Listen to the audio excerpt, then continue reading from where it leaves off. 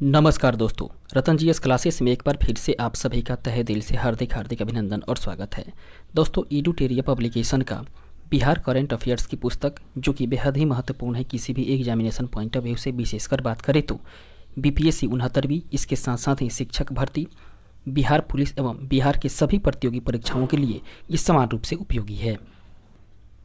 दोस्तों, यह पुस्तक जो है वो बेहद ही महत्वपूर्ण है। विशेषकर बात करें तो इस पुस्तक के बारे में, तो इस पुस्तक में दोस्तों परीक्षा विशेषांक जुलाई 2022 से लेकर के जुलाई 2023 तक के हुए घटनाओं को इसमें शामिल की गई है और इसके साथ साथ ही 750 इसमें टॉप प्रश्न भी मिलेंगे 15 सेट के तहत। इसके अलावा बात करें दोस्तों तो इसमें 15 प्रैक्टिस सेट मिलेंगे और बिहार बजट 2023-24 और इसके साथ साथ ही आर्थिक सर्वेक्षण 2022-23 का भी समग्र रूप से इसमें समाकलन किया गया है। इसके बाद दोस्तों इस पुस्तक की विषय वस्तु को देखें, इसके विषय सूची को देखें तो इसके विषय सूची को देखने से स्पष्ट होता है दोस्तों कि अभी तक हम लोग इसमें कुल मिलाकर बात करें तो 7 अध्याय को हम लोग पूर्ण रूप से कंप्लीट कर चुके हैं, जो कि पद्म पुरस्कार बिहार से संबंधित रहा है। और आज के सेशन में हम लोग ये जानेंगे कि वर्ष 2022-23 में बिहार सरकार के द्वारा कौन कौन सी नई योजनाएं शुरू की गई है, वहाँ से लेकर के हम लोग आगे की ओर अपनी पढ़ाई को आगे बढ़ाएंगे। फिलहाल दोस्तों आगे बढ़ते हैं और शुरू करते हैं आज के सेशन को, जिसमें हम लोग जानेंगे वर्ष 2022-23 में शुरू की गई बिहार सरकार की नई योजना के बारे में।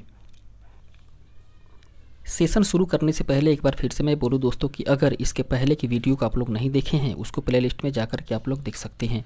फिलहाल शुरू करते हैं आज के सेशन को। एक तरफ हम लोग देखेंगे दोस्तों योजना को, दूसरी तरफ देखेंगे कि इस योजना को कब प्रारंभ किया गया या इसका शुभारंभ तिथि क्या रही थी, और फिर उस योजना का क्या तथ्य रहा था या उसका उद्देश्य क्या रहा था, अर्थात योजना से संबंधित तथ्य को हम लोग जानेंगे। पहली योजना है दोस्तों मिशन परिवर्तन। मिशन परिवर्तन की बात करें तो इसको शुभारंभ करने की तिथि रही है 4 मई 2023, जबकि इससे संबंधित जो मुख्य तथ्य है वह है दोस्तों कि उप मुख्यमंत्री तेजस्वी यादव ने मेडिकल कॉलेजों में सुधार के लिए मिशन 60 दिन के तर्ज पर मिशन परिवर्तन को लॉन्च किया और इसका मुख्य उद्देश्य अस्पतालों को मरीज फ्रेंडली बनाना एवं चिकित्सा व्यवस्था को बेहतर बनाना रहा था। इसके अलावा दूसरे हम लोग योजना की बात करें दोस्तों तो वो है हर घर गंगाजल योजना। हर घर गंगाजल योजना का शुभारंभ तिथि है 27 नवंबर वर्ष 2022 और इससे संबंधित जो मुख्य तथ्य हैं वे हैं कि गंगा जल आपूर्ति योजना के तहत ही गंगा नदी को पाइपलाइन के जरिए राजगीर, गया, बोधगया एवं नवादा में उपलब्ध कराना। इसके साथ साथ ही 28 नवंबर 2022 को बोधगया में भी इसकी शुरुआत की गई और कुल पाइपलाइन की जो लंबाई है वो 151 किलोमीटर और कुल बजट रहा था दोस्तों 4475 करोड़ का। जबकि वर्ष 2051 की बात करें तो वर्ष 2051 की जनसंख्या तक इसको टारगेट किया गया है। इसके अलावा जो अगला मिशन है वो है दोस्तों हम लोगों का मुख्यमंत्री डिजिटल हेल्थ योजना। इसका शुभारंभ तिथि है 21 अक्टूबर वर्ष 2022, जबकि इससे संबंधित मुख्य तथ्य है वह है कि देश में अपनी तरह की यह पहली योजना है और इस योजना की सहायता से अब डिजिटल हेल्थ ऐप के जरिए हॉस्पिटल में डॉक्टर और बेड है या नहीं यह जान सकेंगे। इसके अलावा बात करें तो इसी योजना के तहत अर्थात मुख्यमंत्री डिजिटल हेल्थ योजना के तहत ही अगले 5 वर्षों में अर्थात वर्ष 2022-23 से लेकर के वर्ष 2026-27 तक चरणबद्ध तरीके से लागू किया जाएगा।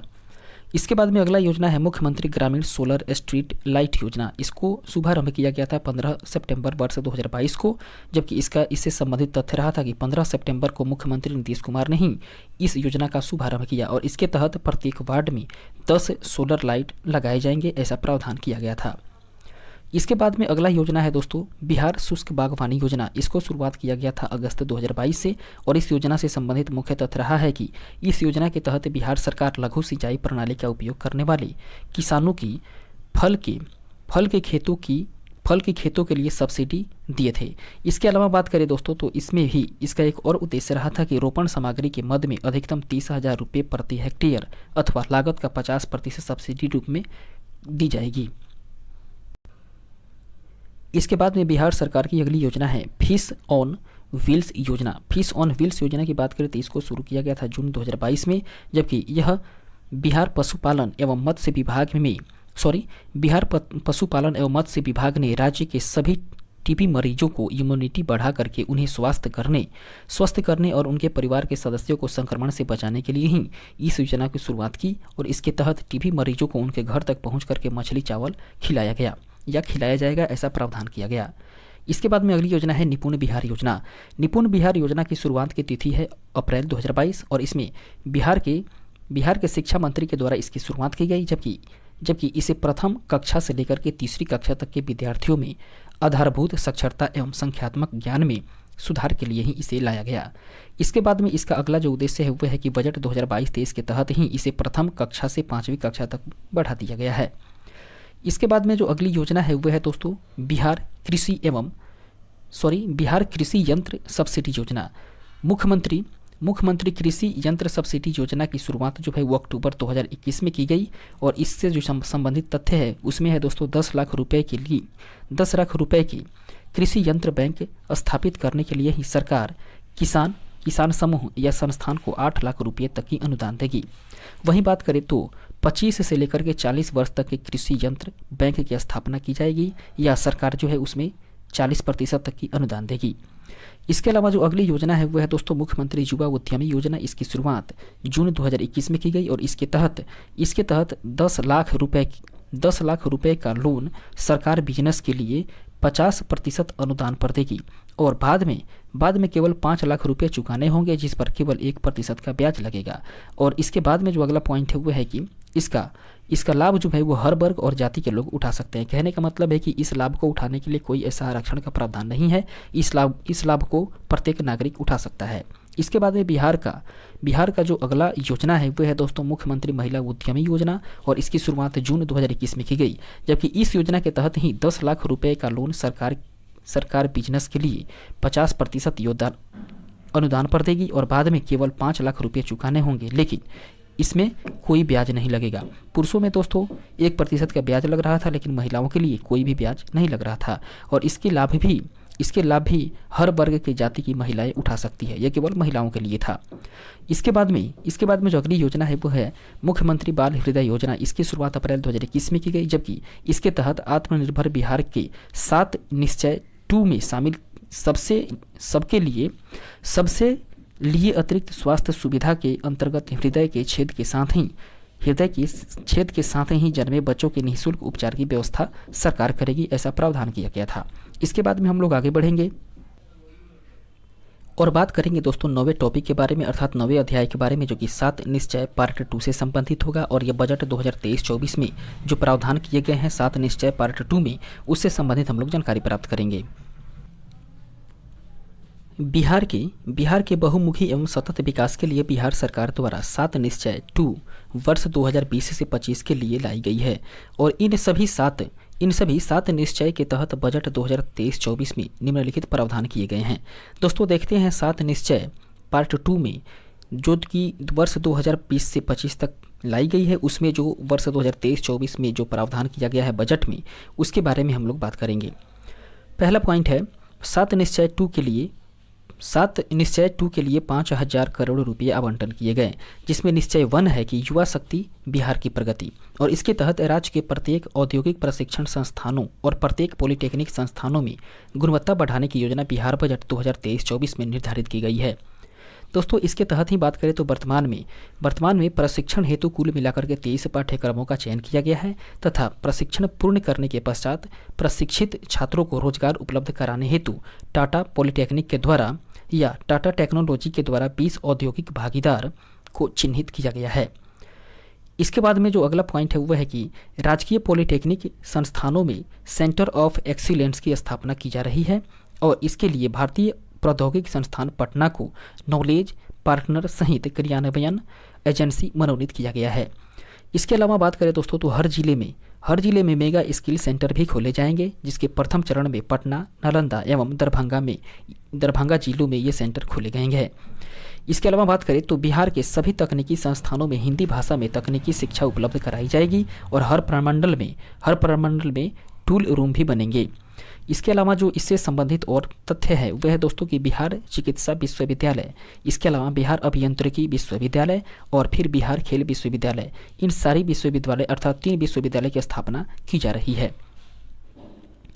इसके अलावा 7 निश्चय में हम लोग दूसरा निश्चय देखते हैं, वह है दोस्तों सशक्त महिला और सक्षम महिला। सशक्त महिला सक्षम महिला के तहत बात करें दोस्तों तो मुख्यमंत्री महिला उद्यमी योजना को लाया गया और इसमें राज्य की महिलाओं के बीच में स्वरोजगार को बढ़ावा देने के लिए मुख्यमंत्री महिला उद्यमी योजना को लागू किया गया था। इसके अलावा बात करें तो वर्ष 2022-23 में ही इस योजना के अंतर्गत 2020 में महिलाओं का औपबंधिक रूप से चयन किया गया और इस योजना के लिए वर्ष 2023-24 में ही 250 करोड़ रुपए का प्रावधान किया गया है। इसके अलावा बात करें तो उच्चतर शिक्षा हेतु महिलाओं को प्रोत्साहन किया गया, जिसमें कि इंटर उत्तीर्ण होने पर अविवाहित महिलाओं को 25,000 रुपये तथा स्नातक उत्तीर्ण होने पर महिलाओं को 50,000 रुपये आर्थिक सहायता प्रदान की जा रही है। इसके अलावा बात करें तो मुख्यमंत्री कन्या उत्थान योजना के तहत ही बिहार बजट 2023-24 में 400 करोड़ रुपये का प्रावधान किया गया है। इसके बाद में 7 निश्चय योजना के तहत जो तीसरा निश्चय है वह है दोस्तों हर खेत तक सिंचाई का पानी उपलब्ध करवाना। अर्थात कहने का मतलब है कि वित्तीय वर्ष जो 2023-24 में कुल मिलाकर के 840 करोड़ रुपये का बजटीय प्रावधान किया गया है। वहीं चौथा निश्चय की बात करें दोस्तों तो चौथा निश्चय है स्वच्छ गांव समृद्ध गांव और इस योजना के तहत इस निश्चय के तहत मुख्यमंत्री ग्रामीण सोलर स्ट्रीट लाइट योजना के तहत सभी गांवों में सोलर स्ट्रीट लाइट लगाई जाएंगी और इसके अलावा पशु एवं मत्स्य संसाधनों का उचित विकास भी किया जाएगा। इसके साथ साथ ही बात करें तो वित्तीय वर्ष 2022-23 में कुल मिलाकर के 392 करोड़ रुपये का बजटीय प्रावधान भी किया गया। इसके बाद में आगे बढ़ते हैं और फिर देखते हैं अगले निश्चय को। इसके बाद में 5वां निश्चय है दोस्तों कि स्वच्छ शहर विकसित शहर और इस योजना के तहत या इस निश्चय के तहत ठोस एवं तरल अपशिष्ट प्रबंधन मुजफ्फरपुर, बिहार शरीफ, मुंगेर, सुपौल, बोधगया, राजगीर को ठोस एवं तरल अपशिष्ट प्रबंधन के लिए ही मॉडल टाउन के रूप में विकसित किया जा रहा है। इसके अलावा बात करें तो लोहिया स्वच्छ मिशन या लोहिया स्वच्छ बिहार अभियान का द्वितीय चरण जो है वो इसके तहत वर्ष 2023-24 में 15 जिलों में एक प्लास्टिक प्रसंस्करण इकाई की स्थापना भी होगी और इसके अलावा बात करें तो वर्ष 2023-24 में 10 जिलों में गोवर्धन इकाई का निर्माण लक्षित है। इसके साथ बात करें तो इसके तहत जो अगला कदम है दोस्तों वो है कि सभी जिला मुख्यालयों में वृद्धाश्रम हेतु आश्रय स्थल की स्थापना भी की जा रही है। इसके अलावा बात करें तो शहरी बेघर या भूमिहीन गरीब लोगों हेतु बहुमंजिला आवास उपलब्ध भी कराया जाएगा, जबकि मोक्षधाम योजना के तहत सभी जिला के मुख्यालय में शवदाह या शवदाह गृह का भी निर्माण किया जा रहा है या किया जाएगा। इसके अलावा बात करें तो सभी शहरों में जल जमाव की समस्या के समाधान के लिए स्टॉर्म वाटर ड्रेनेज सिस्टम का विकास किया जाएगा। इसके बाद में हम लोग आगे बढ़ेंगे और देखेंगे छठे निश्चय को।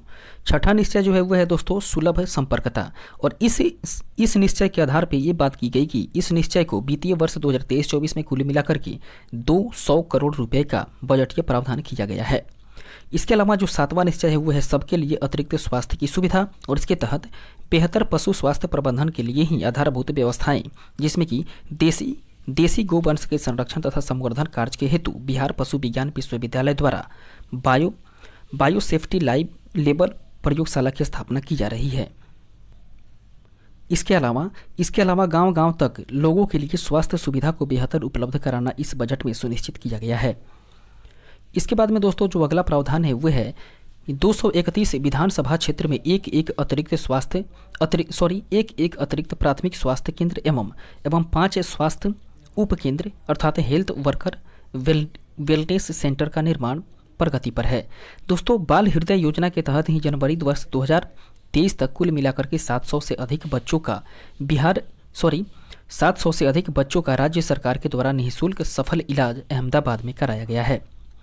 इसके बाद में दोस्तों बात करें तो बिहार सरकार के द्वारा 7 निश्चय 2 से पहले वर्ष 2015 से वर्ष 2020 के लिए 7 निश्चय 1 जो योजना है उसको सफलतापूर्वक चलाई गई थी और वे सारी की सारी जो योजनाएं हैं वो निम्नलिखित प्रकार से हैं। इसके तहत बात करें तो जो पहला योजना रहा था वो था तो दोस्तों आर्थिक हल युवाओं को बल और इस योजना के तहत ही 3 योजना कार्यरत है जिसमें कि बिहार स्टूडेंट क्रेडिट कार्ड योजना है और इसके अलावा दूसरी योजना है मुख्यमंत्री निश्चय एवं सहायता भत्ता योजना और तीसरा है कुशल युवा कार्यक्रम। इसके बाद में जो अगली योजना है वह है दोस्तों आरक्षित रोजगार महिलाओं का अधिकार हर घर बिजली लगातार। इसके बाद में जो चौथा है वो है दोस्तों हर घर नल का जल, 5वां घर तक पक्की गली नलिया। इसके अलावा बात करें तो शौचालय निर्माण, घर का सम्मान और 7वां है दोस्तों अवसर बढ़े आगे बढ़े। इसके बाद में हम लोग 10वें अध्याय को जानेंगे दोस्तों, और ये है वर्ष 2022-23 में बिहार के विभिन्न विभागों के द्वारा शुरू किए गए वेब पोर्टल के बारे में। एक तरफ हम लोग वेब पोर्टल को जानेंगे, दूसरी तरफ इसको कौन जारी किया है या जारीकर्ता को जानेंगे, और फिर तीसरी तरफ हम जानेंगे इसका उद्देश्य क्या है या इससे संबंधित तथ्य क्या है। सबसे पहले बात करते हैं दोस्तों मौसम बिहार मोबाइल ऐप के बारे में। इस ऐप को जारी करने वाला है योजना एवं विकास विभाग, जिसका उद्देश्य रहा है मुख्यमंत्री श्री नीतीश कुमार ने ही पटना में मौसम सेवा केंद्र एवं मौसम बिहार मोबाइल ऐप का उद्घाटन किया। इसके अलावा बात करें तो मौसम सेवा केंद्र 24 घंटे तक कार्यरत रहेगा और लोग दूरभाष एवं मोबाइल ऐप के माध्यम से मौसम संबंधी सूचना को प्राप्त कर सकेंगे। इसके बाद में जो दूसरा वेब पोर्टल है वह है दोस्तों BSEB मोबाइल ऐप, जो कि बिहार विद्यालय परीक्षा समिति के द्वारा इसे जारी किया गया और इसके तहत इस ऐप पर स्टूडेंट को पढ़ाई व परीक्षा से जुड़ी सभी जानकारी मिलती रहेगी और इसके साथ साथ ही मैट्रिक व इंटर के स्टूडेंट सभी के सभी जरूरी जानकारी को इस ऐप के माध्यम से प्राप्त कर पाएंगे। इसके अलावा जो अगला है दोस्तों वो है BEFIQR ऐप। ये जो ऐप है वो शुरू किया गया है दोस्तों जल संसाधन विभाग के द्वारा, जिसमें कि बिहार में बाढ़ एवं सुखाड़ से प्रभाव को या बिहार में बाढ़ और सुखाड़ के प्रभाव को कम करने के लिए ही जल संसाधन विभाग के द्वारा विशेष ऐप ब्रेफिक का शुभारंभ किया गया। ब्रेफिक के यदि पूर्ण रूप की बात करें तो वह है दोस्तों Bihar E system for flood and irrigation quick response app. इसके बाद में हम लोग फिलो पोर्टल की बात करते हैं दोस्तों। फिलो पोर्टल जो है वो शिक्षा विभाग के द्वारा जारी किया गया, जिसके तहत बिहार सरकार ने 9वीं से लेकर के 12वीं कक्षा के छात्रों एवं छात्राओं को निःशुल्क डिजिटल शिक्षा प्रदान करने के लिए यह प्लेटफॉर्म उपलब्ध करवाया है। इसके बाद में जो अगला ऐप है दोस्तों वह है वंडर ऐप। वंडर ऐप जो है वो स्वास्थ्य विभाग के द्वारा शुरू किया गया, जिसमें कि गर्भवती महिलाओं की देखभाल के लिए इस ऐप को लॉन्च किया गया था और इस ऐप पर गर्भवती महिलाओं को चिकित्सकीय सलाह भी उपलब्ध कराई जाएगी। इसके अलावा अगला वेब पोर्टल है ई संजीवनी पोर्टल एवं ई संजीवनी ऐप, जो कि स्वास्थ्य विभाग के द्वारा ही जारी किया गया था और इसे centre for development of advance computing अर्थात CDAC के द्वारा विकसित किया गया। दोस्तों इसे कोविड-19 महामारी के समय डॉक्टर से निःशुल्क चिकित्सकीय परामर्श लेने के लिए ही लॉन्च किया गया था। इसके बाद में जो अगला ऐप है वह है दोस्तों हायरिंग मोबाइल ऐप, जो कि सहकारी मंत्री के द्वारा शुरू किया गया था और इसके तहत लघु और सीमांत किसानों को भाड़े पर कृषि संयंत्र उपलब्ध कराई जाएगी। जबकि इसके अलावा बात करें तो यह ऐप जो है वो मुख्यमंत्री हरित कृषि संयंत्र योजना के तहत ही लॉन्च किया गया। अगला वेब पोर्टल है दोस्तों ई-अश्विनी पोर्टल, जो कि बिहार सरकार के द्वारा जारी किया गया और इसके तहत बिहार सरकार ने आशा कार्यवाहियों या आशा कार्यकर्ताओं को प्रोत्साहन राशि सीधे उनके खाते में भुगतान के लिए खुद इसे लॉन्च किया है। इसके अलावा इंद्र वज्र ऐप की बात करें तो इसको शुरू करने वाला जो है वो है दोस्तों आपदा प्रबंधन विभाग और इसके तहत 20 किलोमीटर के दायरे में बिजली गिरने से कम 40 मिनट पहले ही चेतावनी इस ऐप के माध्यम से मिल जाएगी। इसके बाद में अगला वेब पोर्टल है दोस्तों परिमार्जन पोर्टल, जिसको जारी किया गया है राजस्व एवं भूमि सुधार विभाग के द्वारा और इसके तहत इस माध्यम से भूधारी रैयतवाड़ी डिजिटलाइज्ड जमाबंदी पंजियों में सुधार के लिए ऑनलाइन आवेदन के माध्यम से शिकायत दर्ज कर सकते हैं। इसके बाद में जो अगला है वो है दोस्तों विद्या वाहिनी मोबाइल ऐप। विद्या वाहिनी मोबाइल ऐप की बात करें तो ये शिक्षा विभाग के द्वारा जारी किया गया, जिसमें कि वर्ग 1 से लेकर के कक्षा 12 की पाठ्य पुस्तकों को बच्चों को ऑनलाइन उपलब्ध कराया जाएगा। इसके बाद में अगला वेब पोर्टल है दोस्तों बिहार कैरियर पोर्टल, जो कि शिक्षा विभाग के द्वारा ही जारी किया गया और इसके तहत माध्यम एवं उच्च माध्यमिक कक्षाओं के छात्र छात्राओं के कैरियर काउंसलिंग के लिए इसको जारी किया गया। उसके बाद में सुविधा ऐप है, जिसे कि ऊर्जा विभाग के द्वारा जारी किया गया और इसके तहत वितरण कंपनियों के द्वारा उपभोक्ताओं को विभिन्न प्रकार के सेवाओं जैसे कि नए बिजली कनेक्शन, ऑनलाइन बिल भुगतान करना, बिजली चोरी सूचना और शिकायत दर्ज इत्यादि सुविधा दिया गया है। इसके बाद में दृष्टि ऐप है दोस्तों, इसे जल संसाधन विभाग के द्वारा जारी किया गया और इसके तहत राज्य में चल रही विभिन्न परियोजनाओं को मॉनिटरिंग की जाएगी। जबकि अगला है चक्र मोबाइल ऐप। चक्र मोबाइल ऐप जो है वो बिहार पुलिस के द्वारा जारी किया गया, जिसमें कि बिहार के सभी अपराधियों का डाटाबेस उपलब्ध कराने के लिए ही इसे जारी किया गया। इसके बाद में इसका एक और उद्देश्य था दोस्तों कि इसे फिक्की की ओर से स्मार्ट पुलिसिंग अवार्ड भी दिया गया। इसके बाद में अगला वेब पोर्टल है दोस्तों ई निश्चय पोर्टल, जो कि पंचायती राज व्यवस्था के या पंचायती राज विभाग के द्वारा जारी किया गया, जिसके तहत हर घर नल जल और नली गली पक्की योजना से संबंधित सभी प्रकार की शिकायत दर्ज करने के लिए ही इसे जारी किया गया। इसके बाद में वामिस ऐप है। वामिस ऐप को जल संसाधन विभाग के द्वारा ही जारी किया गया, जिसके तहत राज्य में नई तकनीकों पर आधारित सिंचाई व्यवस्था को प्रभावी प्रबंधन और निगरानी के लिए इस ऐप को लॉन्च किया गया है। इसके अलावा बात करें दोस्तों तो अगला जो ऐप है वह है अनमोल ऐप। अनमोल ऐप स्वास्थ्य विभाग के द्वारा जारी किया गया, जिसके तहत गर्भवती महिलाओं और बच्चों का डिजिटल हेल्थ रिकॉर्ड रखा जाएगा। इसके बाद में अगला पोर्टल है दोस्तों ई लॉट्स पोर्टल, जो कि बिहार शिक्षा परियोजना परिषद के द्वारा इसे जारी किया गया है और इसका उद्देश्य रहा था पहली से 12वीं कक्षा की पुस्तकें इस पोर्टल पर ऑनलाइन उपलब्ध कराई जाएगी। और इस प्रकार की बात करें दोस्तों तो यह एक प्रकार से शिक्षकों और विद्यार्थियों का ई पुस्तकालय भी है। इसके अलावा बात करें दोस्तों तो इस पोर्टल से कक्षा 1 से लेकर के 12 तक के विद्यार्थियों को ऑनलाइन पढ़ाई करने में बढ़ावा मिलेगी। इसके बाद हम लोग आगे बढ़ेंगे और देखते हैं हम लोग 11वें टॉपिक को, जो कि वर्ष 2022-23 में बिहार सरकार के द्वारा लाई गई नीति या विधेयक से संबंधित है। एक तरफ हम लोग देखेंगे दोस्तों नई नीति के बारे में और दूसरी तरफ उसके उद्देश्य को देखेंगे। सबसे पहले नीति की बात करें दोस्तों तो वह है बिहार बायोफ्यूल्स उत्पाद प्रोत्साहन नीति 2023। इसका जो उद्देश्य है वह है बिहार सरकार जो है वो राज्य में बायोफ्यूल्स उत्पादन के लिए ही प्लांट लगाने वालों को प्लांट एवं मशीनरी की लागत का 15% अनुदान देगी और यह अनुदान जो है वो अधिकतम 5 करोड़ तक का हो सकता है। इसके बाद में अगली नीति है बिहार औद्योगिक निवेश प्रोत्साहन नीति, जिसका उद्देश्य है कि इस नीति को 26 मई 2022 ईस्वी को मंजूरी दी गई थी और बिहार में कपड़ा एवं चमड़ा उद्योग लगाने पर 15% का पूंजीगत अनुदान अधिकतम 10 करोड़ रुपए की सब्सिडी दी जाएगी।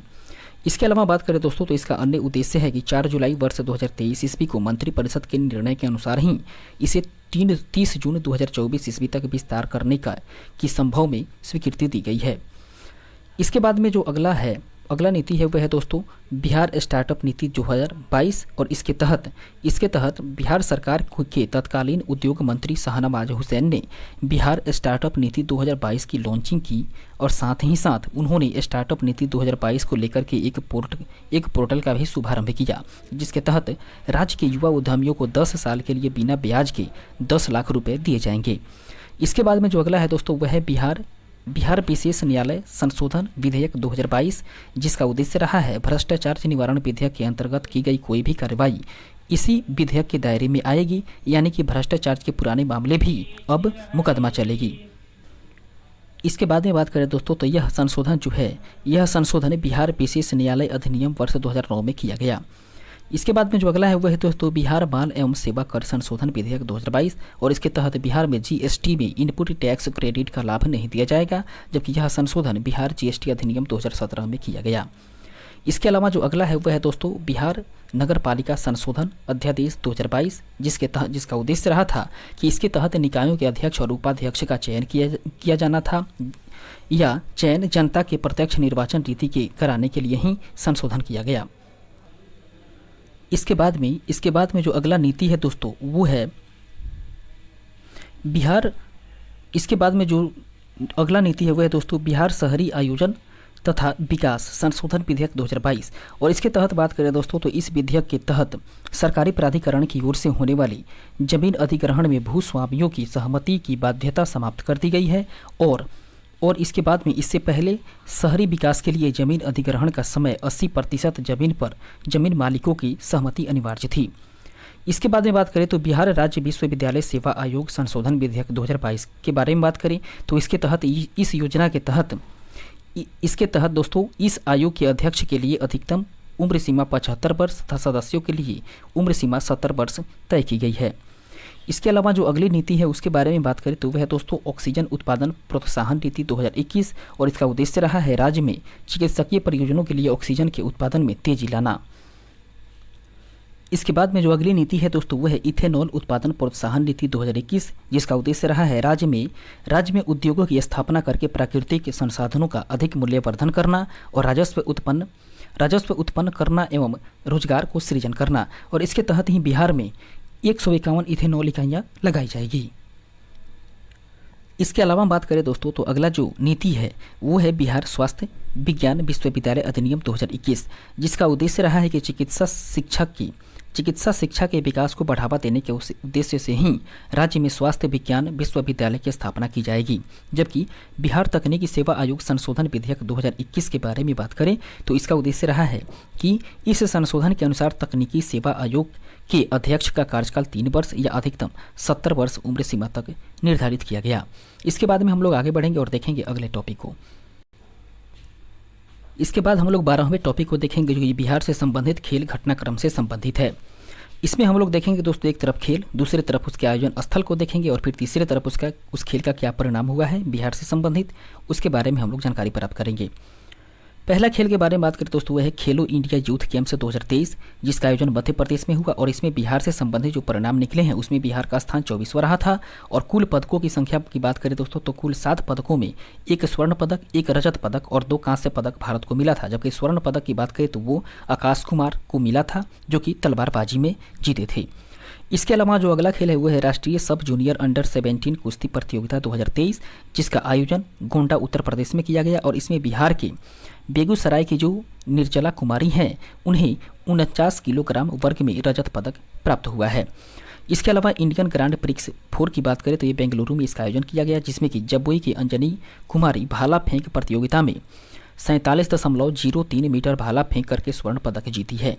इसके अलावा 18वीं राष्ट्रीय यूथ एथलेटिक्स चैंपियनशिप 2023 की बात करें तो इसका आयोजन उडुपी कर्नाटक में हुआ है, जिसमें बिहार के संदर्भ में परिणाम की बात करें तो इसमें बिहार के जो पीयूष राज हैं वे रजत पदक और उसके बाद में सन्नी राजन जो हैं वो कांस्य पदक को जीते हैं। इसके अलावा बात करें दोस्तों तो 36वीं राष्ट्रीय सब जूनियर ताइक्वांडो प्रतियोगिता 2023 के बारे में बात करें तो ये कटक उड़ीसा में इसका आयोजन किया गया, जिसमें बिहार ने 3 स्वर्ण पदक, 3 रजत पदक और 2 कांस्य पदक अपने नाम किया है। इसके अलावा बात करें तो रोहित मलकार, उसके बाद में अभिराज नायक और रत्नेश कुमार ने स्वर्ण पदक को जीता है। अगला खेल है दोस्तों खेलो इंडिया राष्ट्रीय महिला भारोत्तोलक चैंपियनशिप 2023, जिसका आयोजन पाटलिपुत्र खेल परिसर में हुआ था और इसमें पटना की जो खुशी हैं उन्होंने 55 किलोग्राम भार वर्ग में स्वर्ण पदक जीती है। इसके अलावा अगला खेल है दोस्तों junior national weight lifting championship 2023, जिसका आयोजन नागरकोइल तमिलनाडु में किया गया था। और इसमें बिहार की परफॉर्मेंस की बात करें दोस्तों तो इसके बिहार के जो गुलशन कुमार हैं वे 67 किलोग्राम भार वर्ग में गोल्ड मेडल को जीता है। और वहीं बात करें दोस्तों बिहार की खुशी के बारे में तो वो 55 किलोग्राम वर्ग में गोल्ड मेडल को जीती हैं। इसके अलावा अगला खेल है दोस्तों 34वीं फेडरेशन कप नेशनल हैंडबॉल प्रतियोगिता, जिसका आयोजन किया गया है दोस्तों झज्जर हरियाणा में और इसमें बिहार की जो महिला टीम है वो कांस्य पदक जीती है और बिहार महिला टीम ने फेडरेशन कप हैंडबॉल प्रतियोगिता में पहली बार कोई नेशनल पदक को जीता है। इसके अलावा बात करें दोस्तों तो कॉमनवेल्थ गेम्स 2022 का आयोजन हुआ था बर्मिंघम में, जिसमें बिहार की स्थिति के बारे में बात करें तो बिहार के जो चंदन कुमार सिंह हैं जो कि मुंगेर के रहने वाले हैं, उन्होंने लॉन बाउंस में भारत के लिए सिल्वर मेडल को जीता है। इसके अलावा बात करें तो सब जूनियर कॉमनवेल्थ चैंपियनशिप 2022 का आयोजन न्यूजीलैंड में किया गया, जिसमें पटना के जो खुसरूपुर प्रखंड के कृति राज सिंह हैं वे 57 किलोग्राम वेट लिफ्टिंग प्रतिस्पर्धा में 6 स्वर्ण पदक को अपने नाम किए हैं। इसके अलावा अगला खेल है 36वें राष्ट्रीय खेल 2022, जिसका आयोजन गुजरात में किया गया और इसमें बिहार के बारे में बात करें दोस्तों तो इसमें बिहार को कुल मिलाकर के 2 कांस्य पदक मिले हैं। एक है दोस्तों बात करें तो रग्बी 7 प्रतिस्पर्धा में बिहार महिला टीम या महिला रग्बी टीम ने जो है वो दिल्ली को हरा करके कांस्य पदक को जीता है, जबकि बिहार नेटबॉल महिला टीम ने भी कांस्य पदक को जीता है। और इसके साथ ही बात करें तो बिहार को पदक तालिका में 31वां स्थान भी प्राप्त हुआ था। इसके अलावा जो अगला खेल है वो है दोस्तों खेलो इंडिया यूथ गेम्स 2021, जिसका आयोजन जून 2022 में किया गया हरियाणा में। इसमें बिहार के बारे में बात करें दोस्तों तो बिहार को कुल मिलाकर के 2 पदक मिले हुए हैं। एक भोला सिंह ने भारोत्तोलक में स्वर्ण पदक को जीता है और दूसरा शुभम कुमार ने कुश्ती में कांस्य पदक को जीता है। वहीं इस रैंकिंग की बात करें तो बिहार को पदक तालिका में कुल मिलाकर के 28वां स्थान मिला हुआ था। इसके बाद में अगला जो खेल है वह है दोस्तों 8वीं विश्व कैरम चैंपियनशिप 2022, जो कि जिसका आयोजन मलेशिया में किया गया और इसमें भारत के पुरुष और महिला दोनों टीमों ने खिताब को जीता है। जबकि बिहार के जो पटना के 38 वर्षीय रश्मि कुमारी हैं उसने एकल युगल और टीम खिताब सहित कुल मिलाकर के 3 खिताब अपने नाम किया है। इसके बाद में BWF पारा बैडमिंटन विश्व चैंपियनशिप 2022 का आयोजन टोक्यो में किया गया, जिसमें कि पैरालंपिक चैंपियन प्रमोद भगत जो कि बिहार के रहने वाले हैं और उसके बाद में मनीषा रामदास ने भारत के लिए स्वर्ण पदक को जीता है। इसके अलावा बात करें तो सीनियर नेशनल कुश्ती चैंपियनशिप 2022 जो कि बिहार के नीरज कुमार ने 55 किलोग्राम भार वर्ग में कांस्य पदक को जीता है। इसके अलावा बात करें दोस्तों तो 24वें ग्रीष्मकालीन डेफ अर्थात बधिर ओलंपिक 2021 जिसका आयोजन मई 2022 में किया गया था और इसका आयोजन ब्राजील में हुआ था, जिसमें कि वैशाली के जो ऋतिक आनंद है वे बैडमिंटन में स्वर्ण पदक को जीते थे। इसके बाद में जो अगला खेल प्रतियोगिता है वह है दोस्तों world para athletics grand prix 2022 जिसका आयोजन मोरक्को में किया गया और यह जमुई के पैरा एथलेटिक्स जो शैलेश कुमार हैं वे रजत पदक इसमें जीते हैं। अगला खेल है दोस्तों नेशनल कराटा चैंपियनशिप 2023 जो कि जिसमें बिहार के जमुई जिले के जाबिर अंसारी ने गोल्ड मेडल को जीता है। इसके बाद में जो टोक्यो पैरालंपिक है उसका आयोजन जापान में हुआ था और इसमें बिहार के 2 पैरालिथिटिकों ने पदक जीता है। कहने का मतलब है दोस्तों कि बिहार के 2 पैरालिथिटिकों ने पदक जीता है, वे है शरद कुमार ऊंची कूद में और प्रमोद भगत बैडमिंटन में। इसके बाद में हम लोग आगे बढ़ेंगे और फिर देखेंगे अगले टॉपिक को। अगले टॉपिक के बारे में बात करें तो वो है दोस्तों बिहार से संबंधित अन्य खेल घटनाक्रम। इसके बारे में बात करें तो राज्य सरकार के द्वारा घोषित अंतर्राष्ट्रीय खेल प्रतियोगिता में बिहार के विजेता खिलाड़ियों के लिए नई पुरस्कार राशि दी गई है, जिसमें कि ओलंपिक में गोल्ड मेडल जीतने पर 2 करोड़ की राशि दी गई, जबकि ओलंपिक में सिल्वर मेडल जीतने पर 1.5 करोड़ रुपए की राशि दी गई। इसके अलावा बात करें तो चैंपियंस गेम्स में जो गोल्ड मेडल को जीते हैं उनको भी 1.5 करोड़ रुपए की राशि दी गई है। इसके अलावा बात करें तो हाल ही में चर्चा में रहे मुकेश कुमार जो कि गोपालगंज के रहने वाले हैं, वो किस खेल से संबंधित है। यदि इसके बारे में बात करें तो मुकेश कुमार का संबंध क्रिकेट से रहा है और ये मुकेश कुमार गोपालगंज से संबंध रखते हैं, बिहार के गोपालगंज जिले से। इसके अलावा बात करें दोस्तों तो ये वही मुकेश कुमार हैं जिन्हें हाल ही में इंडियन क्रिकेट टीम में शामिल भी किया गया और IPL के लिए दिल्ली कैपिटल्स ने इन्हें 5.5 करोड़ रुपए में खरीदा था। इसके अलावा बात करें दोस्तों तो BCCI के द्वारा आयोजित सीनियर महिला T20 क्रिकेट में सुपौल की राज लक्ष्मी का चयन किया गया है, जबकि गुजरात में हो रहे 36वें राष्ट्रीय खेल में भाग लेने वाले बिहार दल के chief the mission Bihar Olympic संघ के चेयरमैन प्रदीप कुमार जो कि सेवानिवृत्त IAS हैं उन्हें बनाया गया। इसके अलावा बात करें दोस्तों तो बिहार की बालिका टीम गुवाहाटी में संपन्न जूनियर नेशनल फुटबॉल प्रतियोगिता में उपविजेता रही थी, जबकि फाइनल में दादर एवं नगर हवेली ने बिहार को 1-0 से पराजित किया। इसके अलावा बात करें तो बिहार का जो पहला अंडर 16 क्रिकेट खिलाड़ी है जिसने कि दोनों पारियों में शतक लगाया है और वे हैं दोस्तों तौलिफ जो कि जमुई के हैं। तौफीक नाम के खिलाड़ी हैं जो कि अंडर 16 क्रिकेट खिलाड़ी हैं और इन्होंने ही दोनों पारियों में शतक लगाया था और ये जमुई के हैं। इसके अलावा बात करें दोस्तों तो यह कारनामा जो है वो विजय मर्चेंट ट्रॉफी खेलते समय भी किया गया। अगला जो पॉइंट है वह है दोस्तों कि दिल्ली में आयोजित 37वें स्टेट शूटिंग चैंपियनशिप में गोपालगंज जिले की रहने वाली रश्मि पांडे ने 10 मीटर एयर पिस्टल में गोल्ड मेडल को जीता है, जबकि इंदौर में 7 से लेकर के 9 अक्टूबर को संपन्न हुई 3 दिवसीय पिकल बॉल नेशन चैंपियनशिप में बिहार ने 2 स्वर्ण पदक, 2 रजत पदक और 2 कांस्य पदक सहित कुल मिलाकर के 6 पदक को जीता है। इसके अलावा दोस्तों समस्तीपुर जिले के जो शशि भूषण प्रसाद हैं उनको भारतीय रेसलिंग टीम का कोच बनाया गया है, जबकि बिहार के क्रिकेट खिलाड़ी ईशान किशन 1 दिवसीय अंतर्राष्ट्रीय क्रिकेट मैच में दोहरा शतक अर्थात 126 गेंदों में ही दोहरा शतक लगाने वाले सबसे तेज खिलाड़ी बन चुके हैं। इसके अलावा बात करें दोस्तों तो दोहरा शतक पूरा करने वाले ये चौथे भारतीय खिलाड़ी बने हैं, जबकि ईशान किशन को मुंबई इंडियंस ने IPL 2022 में नीलामी में 15.25 करोड़ रुपए में खरीदा, जो कि 2022 सीजन के सबसे महंगे खिलाड़ी बने थे। इसके अलावा यदि हम लोग रणजी ट्रॉफी 2021-22 के बारे में बात करें दोस्तों तो रणजी ट्रॉफी 2021-22 में बिहार के लिए डेब्यू कर रहे साकिबुल गन्नी ने अपने पहले ही प्रथम श्रेणी मैच में 13 शतक जड़ने वाले पहले बल्लेबाज बने और गन्नी ने मिजोरम के खिलाफ बिहार के रणजी ट्रॉफी मैच के डेब्यू मैच में ही 405 गेंदों पर 341 रन बनाए थे। इसके बाद में बात करें दोस्तों तो अगला टॉपिक है दोस्तों 13वां टॉपिक, जो कि वर्ष 2022-23 में बिहार के प्रमुख व्यक्तियों का निधन जो हुआ है उससे संबंधित है।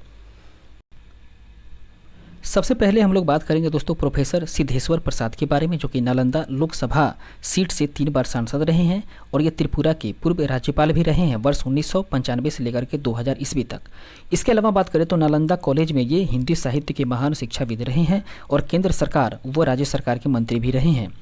इसके अलावा जो अगला निधन हुआ है वह है दोस्तों शरद यादव का, और शरद यादव के बारे में बात करें तो ये 7 बार लोकसभा के सदस्य रहे हैं और बिहार में मधेपुरा सीट से ये 4 बार जीते हैं, जबकि मध्य प्रदेश के जबलपुर से 2 बार और उत्तर प्रदेश के बदायूं से 1 बार ये लोकसभा सदस्य रहे हैं। इसके अलावा बात करें तो ये 3 बार राज्यसभा के सदस्य भी रहे हैं, जिनका जन्म 1 जुलाई 1947 ईस्वी को बाबई गांव नर्मदापुरम मध्य प्रदेश में हुआ था और इनकी मृत्यु 12 जनवरी वर्ष 2023 ईस्वी को हो गई। इसके अलावा बात करें दोस्तों तो केंद्रीय मंत्री के रूप में ये श्रम मंत्री, नागरिक उड्डयन मंत्री, उपभोक्ता मामले मंत्री और इसके साथ साथ ही कपड़ा, खाद्य और सार्वजनिक वितरण मंत्री भी रह चुके हैं। इसके बाद में दोस्तों बात करें तो वह जनता दल यूनाइटेड के पहले राष्ट्रीय अध्यक्ष भी थे। अगले जो व्यक्ति हैं वे हैं दोस्तों केसरीनाथ त्रिपाठी, और केसरीनाथ त्रिपाठी के बारे में बात करें तो ये बिहार और पश्चिम बंगाल के पूर्व राज्यपाल हुआ करते थे, जो कि नवंबर 2014 से लेकर के अगस्त 2015 और इसके अलावा जून 2017 से लेकर के सितंबर 2017 तक बिहार के राज्यपाल के रूप में भी अतिरिक्त प्रभार संभाले थे। इसके बाद में जो अगले व्यक्तित्व है वे हैं दोस्तों जस्टिस इंद्र प्रभा सिंह, और ये पटना हाई कोर्ट की पहली महिला जज रही थी, जिनका जन्म मुजफ्फरपुर में हुआ था और 1990 ईस्वी में ये पहली बार महिला जज बनी थी। इसके अलावा जो अगले व्यक्ति हैं वे हैं दोस्तों रामचंद्र माझी। रामचंद्र माझी के बारे में बात करें दोस्तों तो ये भिखारी ठाकुर की नाच मंडली के सदस्य हुआ करते थे और लौंडा नाच को अंतर्राष्ट्रीय पहचान भी इन्हीं के द्वारा दिलाया गया था, जबकि संगीत अकादमी पुरस्कार 2017 से इन्हें सम्मानित किया गया और फिर वर्ष 2021 में इन्हें पद्मश्री से भी सम्मानित किया गया, जिनका जन्म 1925 ईस्वी में ही छपरा में हुआ था। इसके अलावा बात करें दोस्तों तो अगले व्यक्ति हैं धनिकलाल गंडल। धनिकलाल गंडल के बारे में मंडल के बारे में बात करें तो ये 1967 ईस्वी में बिहार विधानसभा के अध्यक्ष बने थे और हरियाणा और राजस्थान के पूर्व राज्यपाल भी रहे थे।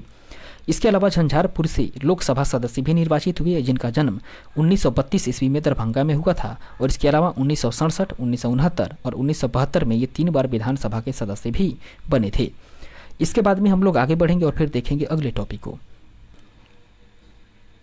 14 नंबर जो टॉपिक है वह है दोस्तों भारत सरकार के विभिन्न रिपोर्ट या रैंकिंग में बिहार का क्या स्थान है उससे संबंधित है। कहने का मतलब है कि भारत सरकार के द्वारा जो रिपोर्ट या रैंकिंग जारी की जाती है उस रैंकिंग या रिपोर्ट में बिहार का क्या स्थान रहा है उसके बारे में हमें जानकारी प्राप्त करना है। सबसे पहले बात करें दोस्तों तो वो पहला रिपोर्ट है राष्ट्रीय बहुआयामी गरीबी सूचकांक। इसको हम लोग देखेंगे दोस्तों, एक तरफ रिपोर्ट या इंडेक्स, उसके बाद में इस रिपोर्ट को कौन जारी करता है, फिर उसके बाद में बिहार का स्थान या बिहार का प्रदर्शन क्या है उसके बारे में जानेंगे और फिर इस रिपोर्ट या इंडेक्स में प्रथम स्थान पर कौन रहा है, इस तरह से हम लोग जानकारी प्राप्त करेंगे।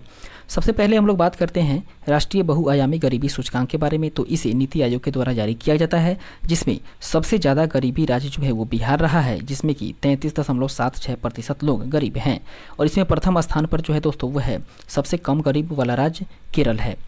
जबकि अगला रिपोर्ट है इंडिया जस्टिस रिपोर्ट 2022, जो कि टाटा ट्रस्ट के द्वारा जारी किया जाता है और इसमें बिहार को 16वां स्थान प्राप्त हुआ था। जिसके स्कोर की बात करें तो इसका स्कोर रहा था 4.32, जबकि प्रथम स्थान कर्नाटक को प्राप्त हुआ।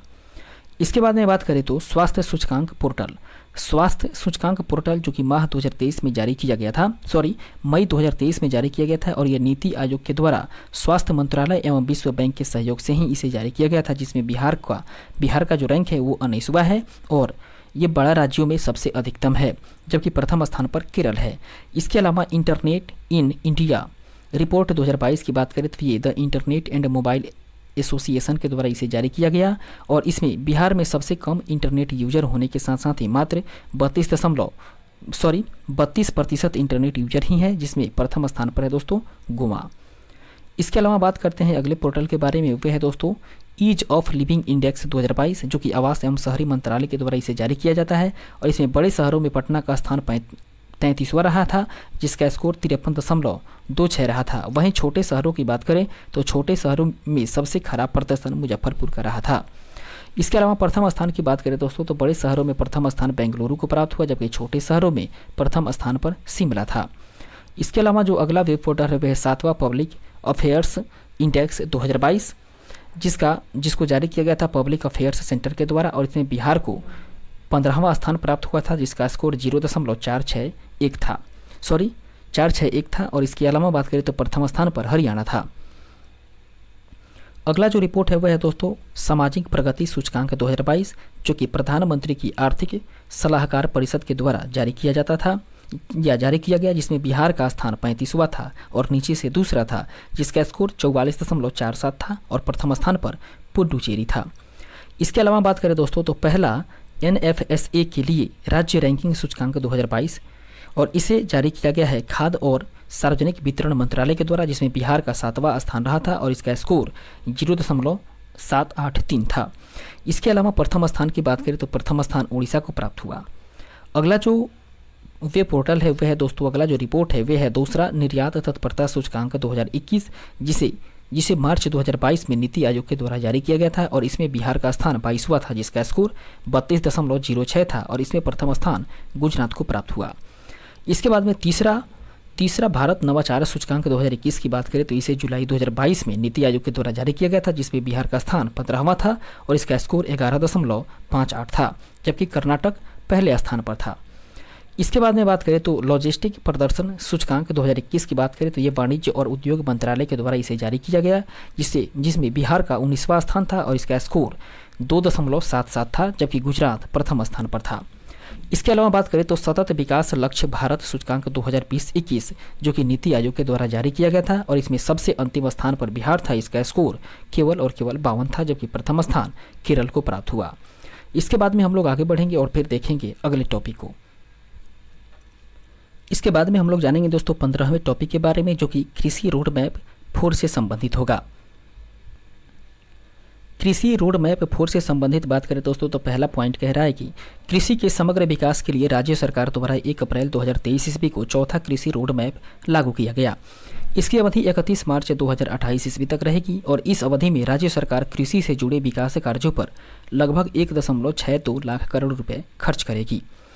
इसके अलावा बात करें तो चौथे कृषि रोड मैप में 12 विभागों को सम्मिलित किया गया है और चौथे कृषि रोड मैप के तहत ही कृषि के आधुनिकीकरण पर ध्यान दिया जाएगा। दोस्तों इसके साथ ही बात करें तो राज्य में ही बेहतर गुणवत्ता वाले बीज का भी विकास किया जाएगा, जबकि फसल अवशेष प्रबंधन वाले यंत्रों का भी निर्माण किया जाएगा। इसके अलावा जो अगला प्रावधान है वह है मोटे अनाज की खेती को बढ़ावा दिया जाएगा और कृषि के सर्वांगीण विकास के साथ ही किसानों की आमदनी बढ़ाने पर भी विशेष ध्यान रहेगा। इसके अलावा बात करें तो चौथे कृषि रोड मैप के तहत ही विभाग प्राकृतिक वन भूमि पर 350 लाख पौधे का आरोपण करने का प्रावधान किया गया, जबकि 1 लाख हेक्टेयर में मृदा जल संरक्षण तथा 1500 हेक्टेयर मीटर जल संचयन क्षमता की ग्रैंड लाइन टैंक निर्माण का लक्ष्य निर्धारित किया गया।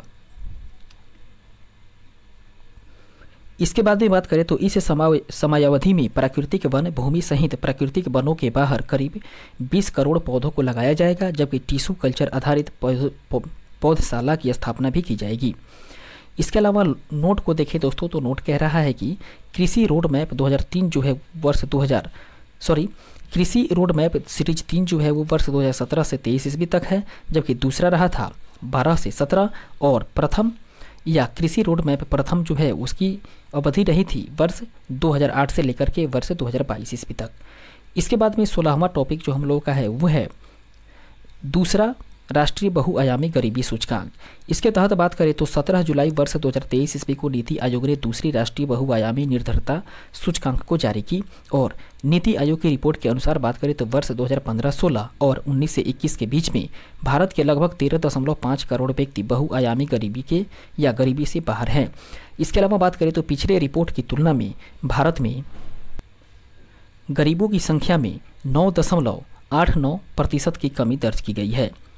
इसके अलावा बात करें तो वर्ष 2015-16 और वर्ष 19 से 21 के बीच में बहुआयामी गरीबी वाले व्यक्तियों की संख्या 24.85% से घट करके अब 14.96% हो गई है। इसके अलावा बात करें तो ग्रामीण गरीबों की या ग्रामीण क्षेत्रों में गरीबी जो है वो 32.59% से घट करके अब 19.28% तक रह गई है, जबकि शहरी क्षेत्रों में गरीबी 8.65% से घट करके अब 5.27% रह गई है।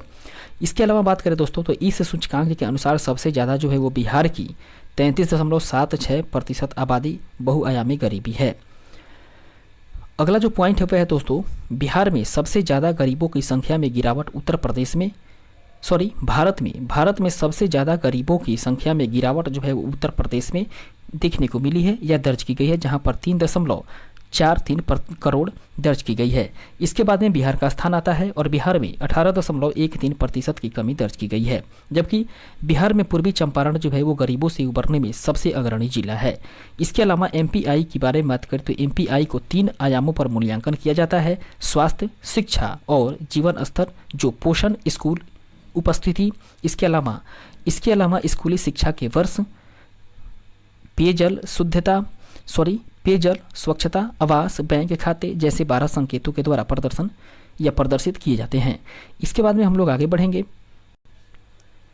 और देखेंगे 17वें टॉपिक को, जो कि वर्ष 2022-23 में भारत के विभिन्न राज्यों में बिहार का क्या स्थान रहा था, उसके बारे में हम लोग जानकारी प्राप्त करेंगे।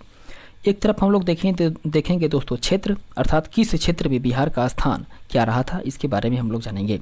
सबसे पहले बात करते हैं दोस्तों एमएसएमई सेक्टर को प्रोत्साहन और विकास में बिहार का स्थान दूसरा था, जबकि प्रधानमंत्री सुरक्षित मातृत्व अभियान के तहत गर्भवती महिलाओं की देखभाल में भी बिहार का स्थान दूसरा था। इसके अलावा अटल पेंशन योजना का लाभ उठाने में बिहार का स्थान दूसरा रहा था और देश के बाहर काम के लिए जाने वाले लोगों में बिहार का स्थान दूसरा रहा था। कहने का मतलब है कि अपने ही राज्य से या अपने ही देश से दूसरे जगह काम करने जाने में बिहार का स्थान दूसरा रहा था। इसके अलावा ऑक्सीजन खपत की निगरानी के मामले में बिहार का स्थान दूसरा था, जबकि संस्थागत प्रसव के मामले में बिहार का स्थान दूसरा था। इसके अलावा बात करें तो ई श्रम पोर्टल पर श्रमिकों के निबंधन के मामले में भी दूसरा स्थान बिहार का रहा था, जबकि वाहनों के निबंधन में भी बिहार का स्थान तीसरा था। इसके अलावा बात करें तो राष्ट्रीय उच्च पथों अर्थात एनएच नेशनल हाईवे के घनत्व में भी बिहार का स्थान तीसरा है और प्रधानमंत्री आवास योजना ग्रामीण क्षेत्रों में इसको पूरा करने में बिहार का स्थान तीसरा है। कहने का मतलब है अभी भी प्रधानमंत्री आवास योजना जो काम है वो पूर्ण रूप से कंप्लीट नहीं हो पाया है, इसमें बिहार का स्थान तीसरा रहा है। इसके अलावा बात करें तो पंजीकृत इलेक्ट्रॉनिक वाहनों की संख्या में बिहार का स्थान चौथा है, जबकि विदेशी पर्यटकों को आकर्षित करने के क्षेत्र में बात करें तो बिहार का स्थान 9वां है। इसके अलावा सड़क दुर्घटना के बाद गोल्डन आवर में अस्पताल पहुंचने में बिहार का स्थान 15वां है, जबकि स्वास्थ्य सूचकांक रिपोर्ट में बिहार का स्थान नीचे से पहला है, अर्थात वो सबसे नीचे है। इसके बाद में 18वां टॉपिक को हम लोग देखेंगे, 18वां अध्याय, जो कि स्वास्थ्य सर्वेक्षण 2022 में बिहार से संबंधित है। अर्थात बिहार में स्वास्थ्य सर्वेक्षण 2022 के बारे में बात करें तो इसे केंद्रीय आवास एवं शहरी मामले मंत्रालय के द्वारा जारी किया गया था, जिसके आधार पर बात करें तो 10 लाख से अधिक आबादी वाले 45 शहरों में पटना का स्थान 38वां रहा था। इसके अलावा बात करें तो 100 से अधिक नगर निकाय वाले राज्यों में बिहार का स्थान 11वां है, जबकि बिहार के सभी राज्य निकाय में पटना को पहला स्थान प्राप्त हुआ है। इसके अलावा बात करें तो देश के 62 कंटेनमेंट शहरों में दानापुर कैंट को 32वां स्थान मिला हुआ है और 1 से लेकर के 10 लाख आबादी वाले 382 शहरों में बिहार को कुल मिलाकर के 45 शहर शामिल हैं। इसके अलावा बात करें 25 शहर शामिल है। इसके अलावा बात करें तो इन 25 शहरों में प्रथम स्थान गया को प्राप्त हुआ है, जबकि पूरे देश में 179वां स्थान है। इसके अलावा बात करें तो अगला पॉइंट है कि बिहार में गंगा किनारे वाले 1 से लेकर के 10 लाख आबादी वाले शहरों की सूची में प्रथम स्थान पर मुंगेर है, जबकि बिहार में गंगा किनारे वाले 1 लाख से कम आबादी वाले शहरों की सूची में प्रथम स्थान पर सुल्तानगंज है। इसके अलावा इस रिपोर्ट में बिहार का सबसे गंदा शहर जो है वो सिवान को बताया गया है, जबकि दूसरा सबसे गंदा शहर सासाराम को बताया गया है। दोस्तों सिवान का जो स्थान है वो पूरे देश में 373वां हुआ है या 73वां स्थान प्राप्त हुआ है। इसके अलावा कटिहार जिले की बात करें तो कटिहार जिले के मणिहारी फास्ट मूविंग सिटी का दर्जा प्राप्त हुआ है। आगे बढ़ते हैं, फिर देखते हैं अगले पॉइंट को। 19वां टॉपिक है दोस्तों हम लोग का बिहार नगर पालिका चुनाव 2022 से संबंधित। इसके बारे में बात करें तो बिहार नगर पालिका संशोधन अधिनियम 2020 के अनुसार वर्तमान में 19 नगर निगम, 88 नगर परिषद और 154 नगर पंचायत है। इसके अलावा बात करें तो इस प्रकार वर्तमान बिहार में कुल मिलाकर के बात करें तो 261 नगर निकाय हैं, जबकि बिहार नगर पालिका अधिनियम 2007 के अनुसार बिहार में पहले 12 नगर निगम थे और उसके बाद में 49 नगर परिषद और 81 नगर पंचायत सक्रिय रूप से थे। इसके अलावा बात करें तो बिहार नगर निगम चुनाव 2022 जो है वो 2 चरणों में 18 और 28 दिसंबर को आयोजित करवाए गए थे और इन 2 चरणों में कुल मिलाकर बात करें तो 224 नगर निकाय की ही चुनाव करवाया गया है। इसके अलावा बात करें तो पहले चरण में 156 नगर निकायों का चुनाव हुआ था और दूसरे चरण में 68 नगर निकायों का चुनाव करवाया गया, जिसमें कि 17 नगर निगम का भी चुनाव हुआ। इसके अलावा बात करें तो इन 17 नगर निगम में गया को छोड़कर के बाकी सभी नगर निगम में महिला ही मेयर बनी हुई है, जबकि पटना की मेयर सीता साहू और डिप्टी मेयर रेशमी चंद्रवंशी बनी है। इसके अलावा बात करें तो बिहार नगर पालिका चुनाव में OCR अर्थात ऑप्टिकल करेक्टर रिकॉग्निशन नामक की नई तकनीक का इस्तेमाल किया गया है। इसके अलावा कुछ नोट्स के बारे में बात करें तो वह है दोस्तों कि अब बिहार में शहरीकरण की दर जो है वो 11.3% से बढ़कर के अब 15% हो गया है, जबकि आर्थिक सर्वेक्षण 2022-23 के अनुसार 16.2% शहरीकरण हो चुका है। इसके अलावा बात करें तो बिहार में शहरों की कुल संख्या 199 है और 1 लाख या इससे अधिक जनसंख्या वाली शहरों की संख्या 26 हो चुकी है। इसके बाद में बात करें तो बिहार में कुल गाँवों की संख्या अब 39,073 हो चुका है। इसके बाद में जो 20वां टॉपिक है हम लोग का उसके बारे में बात करें तो 20वां टॉपिक है बिहार पंचायत चुनाव 2021 से संबंधित। इसमें बात करें दोस्तों तो बिहार पंचायत चुनाव 2021 की अधिसूचना 24 अगस्त 2021 ईस्वी को जारी की गई थी, जो कि बिहार पंचायत चुनाव 2021 11 चरणों में संपन्न हुआ था। इसके अलावा बात करें तो 24 सितंबर को पहला और 12 दिसंबर को अंतिम चरण का मतदान हुआ था, जबकि बिहार पंचायत चुनाव में कुल मतदाताओं की संख्या 6.38 करोड़ रही थी। दोस्तों बिहार के सभी 11 चरणों में कुल मिलाकर बात करें तो 61.53% औसत मतदान हुआ था, जबकि पंचायत चुनाव के 10वें चरण में सर्वाधिक 65.44%, जबकि सबसे कम दूसरे चरण में 55.02% का मतदान हुआ था। दोस्तों सभी 11 के 11 चरणों में महिलाओं ने चुनाव प्रक्रिया के दौरान बढ़ चढ़ के मताधिकार का प्रयोग किया और प्रत्येक चरण में पुरुषों की तुलना में महिलाओं ने भी अधिक मतदान किया है। इसके अलावा बात करें तो बिहार का वह प्रखंड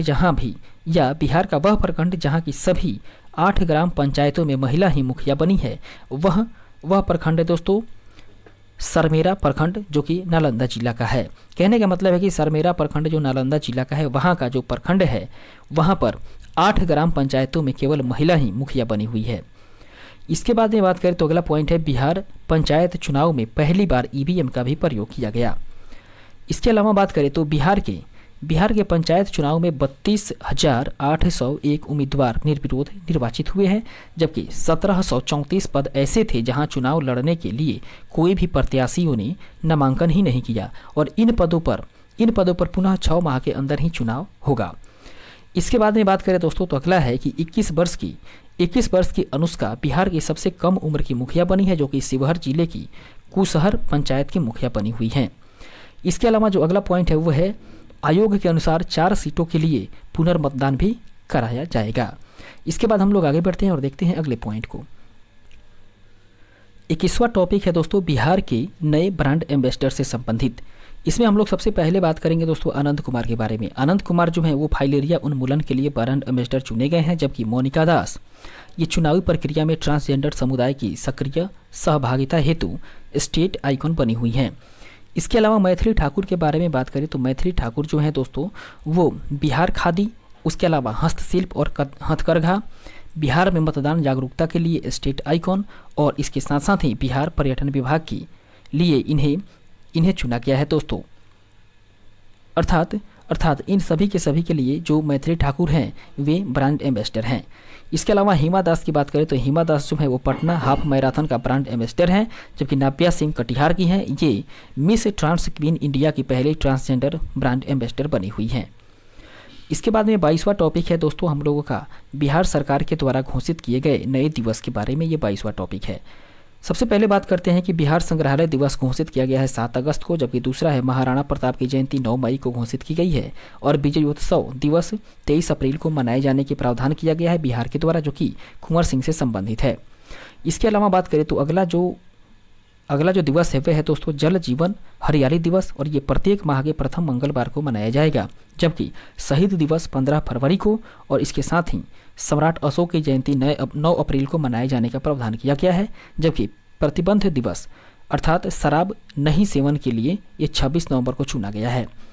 इसके अलावा बात करें तो परिवार नियोजन दिवस प्रत्येक माह की 21 तारीख को मनाए जाने का प्रावधान किया गया है, और बिहार पृथ्वी दिवस 9 अगस्त को मनाए जाने के लिए चुना गया है। इसके अलावा डॉल्फिन दिवस 5 अक्टूबर को मनाए जाने का प्रावधान किया गया है। इसके बाद हम लोग का जो 23वां टॉपिक है वह है दोस्तों वर्ष 2023 में हुए बिहार में आयोजित महोत्सव या मेला। इसके बाद में हम लोग बात करेंगे दोस्तों इसके बारे में कि एक तरफ हम लोग देखेंगे महोत्सव या मेला और ये कब हुआ और फिर किस स्थान पर हुआ, इसके बारे में जानेंगे। सबसे पहले हम लोग मलमास मेला के बारे में बात करें तो मलमास मेला जो है वो जुलाई 2023 में हुआ, और ये कहाँ हुआ दोस्तों? राजगीर में। जबकि वन महोत्सव का शुभारंभ जुलाई 2023 में किया गया पटना से। जबकि किन्नर महोत्सव ये भी जुलाई 2023 में ही प्रेमचंद रंगशाला पटना से किया गया। जबकि आम महोत्सव जून 2023 में पटना में हुआ, और थावे महोत्सव अप्रैल 2023 में गोपालगंज में किया गया। जबकि मिलेट अर्थात बजरा महोत्सव मार्च 2023 में भोजपुर में किया गया। जबकि बागवानी महोत्सव के बारे में बात करें दोस्तों तो इसे फरवरी 2023 में किया गया। कहाँ पर? वीर कुंवर सिंह पार्क पटना में। इसके अलावा राष्ट्रीय नाट्य महोत्सव की बात करें तो ये जनवरी 2023 में इसे मनाया गया, और ये कहाँ पर मनाया गया दोस्तों? प्रेमचंद रंगशाला पटना में। इसके साथ ही दोस्तों आज के सेशन को हम लोग यहीं पे स्थगित करेंगे, और फिर जब हम लोग आगे मिलेंगे अगले सेशन में तो बचे हुए सेगमेंट को भी हम लोग पूरा करने का प्रयास करेंगे। फिलहाल आज के सेशन को यहीं पे स्थगित करेंगे, मिलेंगे अगले सेशन में, तब तक के लिए धन्यवाद।